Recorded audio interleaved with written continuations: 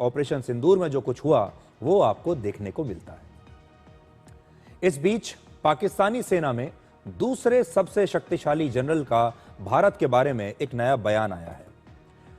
पाकिस्तानी सेना के इस जनरल का नाम है साहिर शमशाद मिर्जा और ये जनरल असीम मुनीर के बाद पाकिस्तानी सेना में नंबर 2 पर आते हैं। जनरल मिर्जा ने कहा है कि भारत एक मजबूत देश है और वो दुनिया की राजनीति में एक बहुत बड़ी भूमिका निभाना चाहता है और इसीलिए पाकिस्तान को भारत के साथ डील करने में किसी तीसरी महाशक्ति की आवश्यकता है। यानी पाकिस्तान को भी ये लगता है कि भारत अब इतना बड़ा और शक्तिशाली हो चुका है कि वो बातचीत की टेबल पर भी पाकिस्तान के काबू में नहीं आएगा।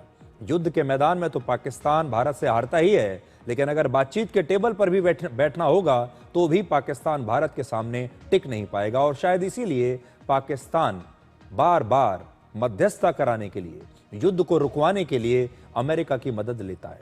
जनरल मिर्जा पाकिस्तान के joint chiefs of staff committee के चेयरमैन हैं और यह पद भारत में चीफ ऑफ डिफेंस स्टाफ के बराबर का माना जाता है। साथ ही पाकिस्तानी सेना की रणनीति और परमाणु हथियारों के मामले में भी वो बहुत अहम भूमिका निभाते हैं। ये सब आपको इसलिए बता रहा हूं क्योंकि जनरल मिर्जा कोई छोटे मोटे आदमी नहीं है और उन्होंने जो बयान दिया है इसके काफी मायने हैं। जनरल मिर्जा ने यह कबूल किया कि ग्लोबल साउथ में भारत का दबदबा पाकिस्तान को पसंद नहीं है और उन्होंने ये बयान जो है 16 अक्टूबर को इस्लामाबाद में national university of sciences and technology में हुए एक कार्यक्रम के दौरान दिया। अब इस बयान की बहुत चर्चा हो रही है, आप भी सुनिए। We believe that a third party is essential to any possible mechanism of dispute resolution between India and Pakistan.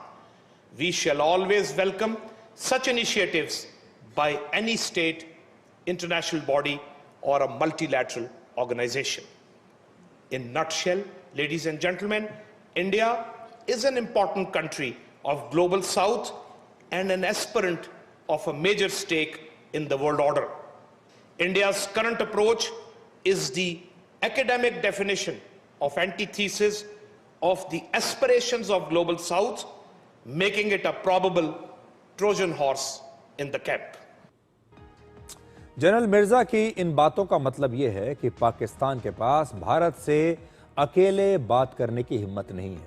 आपने देखा होगा जब कोई बच्चा किसी बड़े से डरकर अपने अंकल या बड़े भाई को साथ लेकर समझौता कराने के लिए जाता है, वैसे ही पाकिस्तान भी किसी छोटे बच्चे की तरह अब किसी तीसरे बड़े देश को लाकर भारत के साथ बैठाना चाहता है ताकि वो भारत से बातचीत में जीत सके। अब आपको बताते हैं कि पाकिस्तान के जो नए दोस्त हैं यानी अमेरिका के राष्ट्रपति डोनाल्ड ट्रंप, उन्होंने व्हाइट हाउस में दिवाली कैसे मनाई। डोनाल्ड ट्रंप ने व्हाइट हाउस में दिया जलाकर दिवाली मनाई और इसके बाद उन्होंने दिवाली की शुभकामनाएं देने के लिए प्रधानमंत्री मोदी को फोन भी किया। लेकिन पहले आप राष्ट्रपति ट्रंप का वो बयान सुनिए जो उन्होंने प्रधानमंत्री मोदी से बात करने के बाद दिया है। Well, we stand great, and the people of India, I love the people of India, and we're working on some great deals between our countries. I spoke to the Prime Minister Modi today. He's a great person, and he's become a great friend of mine over the years. तो राष्ट्रपति Trump ने दिवाली की शुभकामनाएं देने के लिए प्रधानमंत्री मोदी को फोन किया, दिवाली की शुभकामनाएं दी। दिवाली प्रकाश का पर्व है और इसके बाद प्रधानमंत्री मोदी ने सोशल मीडिया पर एक पोस्ट लिखा। उन्होंने इसमें राष्ट्रपति ट्रंप के साथ अपनी बातचीत के बारे में बताया और दिवाली के मौके पर उनकी ट्रंप से जो बातचीत हुई और रोशनी के इस त्योहार पर दो महान लोकतंत्र दुनिया को उम्मीद की रोशनी कैसे देते रहेंगे, इसके बारे में उन्होंने लिखा है। ये उनका पोस्ट है। Thank you president Trump for your phone call and warm Diwali greetings on this festival of lights. May our two great democracies continue to illuminate the world with hope and stand united against terrorism in all its form. देखिए खास बात यहाँ पर ये है, ये जो phone आया था राष्ट्रपति ट्रंप का, ये आया तो था दिवाली की शुभकामनाएं देने के लिए। दिवाली रोशनी का त्योहार होता है। उन्होंने तो बात की थी दिए की रोशनी की, लेकिन प्रधानमंत्री मोदी ने राष्ट्रपति ट्रंप को आतंकवाद की आग भी दिखाई। और जो उन्होंने ये इशारा किया है, वो इशारा शायद इस तरफ है कि पाकिस्तान और अमेरिका आजकल बहुत करीब आ रहे हैं और पाकिस्तान वो देश है, वो भूमि है जहां से पूरी दुनिया के लिए आतंकवाद निकलता है, जहां से आतंकवाद की आग निकल रही है। और इसीलिए प्रधानमंत्री मोदी ने ये लिखा है कि आतंकवाद के खिलाफ वो चाहते हैं कि भारत और अमेरिका एकजुट होकर आतंकवाद के खिलाफ काम करें। इसका मतलब है कि प्रधानमंत्री मोदी ने शायद अमेरिका की पाकिस्तान से बढ़ती नजदीकियों की तरफ इशारा किया है। इसका संदेश ये भी है कि भारत और अमेरिका के बीच साझेदारी में आतंकवाद हमेशा एक बड़ा मुद्दा रहेगा।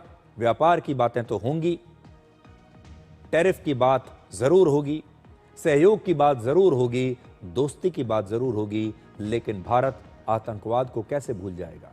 भारत को आतंकवाद के जो घाव मिले हैं, जो जख्म मिले हैं पाकिस्तान की तरफ से, उन्हें भारत कभी भूलेगा नहीं। और जब जब भारत आतंकवाद की बात करता है, उसका इशारा पाकिस्तान की तरफ होता है। और इस समय पाकिस्तान अमेरिका का बहुत करीबी है।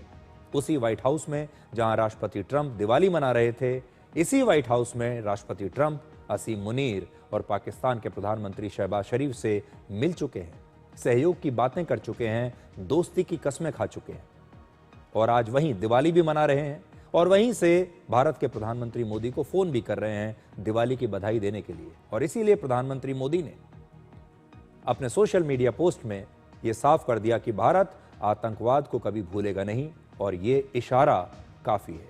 देखिए, जब बड़े नेता बात करते हैं एक दूसरे से तो इशारों में बात होती है। और प्रधानमंत्री मोदी ने बड़ी खूबसूरती से इशारों में राष्ट्रपति ट्रंप को यह बता दिया है कि पाकिस्तान आतंकवाद की जड़ है और आप इस देश के साथ आजकल दोस्ती कर रहे हैं। अब ये तो दुनिया की राजनीति है, आपने देख ली।